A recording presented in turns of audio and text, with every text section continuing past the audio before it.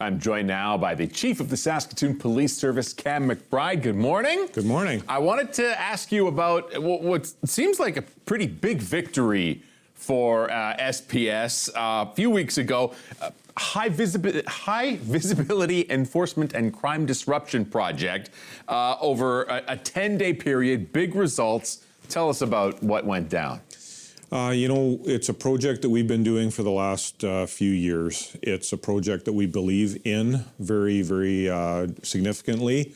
And what we do is we take investigative individuals, members of our service, from their regular working routines, and we bring them together in a coordinated fashion to really put pressure on some of our high-risk individuals, some of our high-risk areas, and really, try to make a significant impact over a short period of time.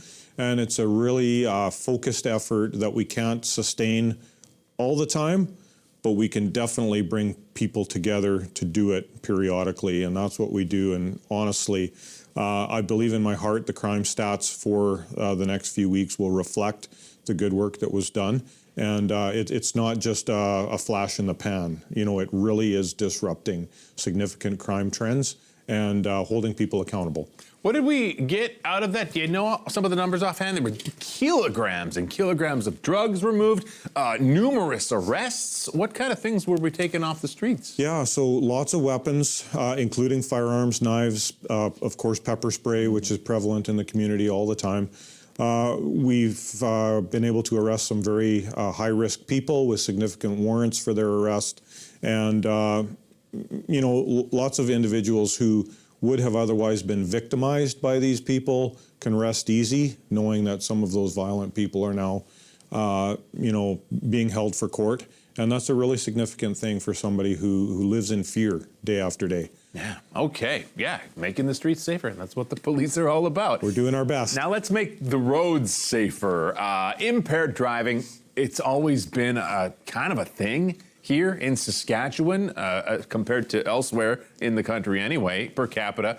But some new rules and some new regulations are coming into effect that hope to change that a little bit. Yeah, impaired driving is a significant issue in Saskatchewan, certainly Saskatoon. I've said publicly there are times where we'll do a stop check in the evening or during the night, and we actually have to shut it down because our members are so immersed in impaired driving investigations that they just can't sustain the project even for a few hours. And so the provincial government has come up with new legislation making it quicker, easier to hold people accountable. And I think most people in Saskatoon would agree that impaired driving should result in kind of an if-then relationship. If you're impaired driving, then you should be held accountable. And the new legislation tries to make that easier, more efficient, and actually will eliminate some of the really challenging loopholes and court decisions that have made it more difficult for us to hold people accountable. So really looking forward to the change. Can you go into a little more specifics on that? What is the if and then? What is the then, I guess? So the then is, a swifter process where if somebody's stopped and found to be driving while impaired by alcohol, the accountability comes sooner.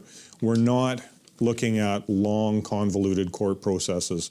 We're looking at a very swift process, and we know when we're educating the public and using enforcement to educate the public, the closer between the act and the result, the better the potential change.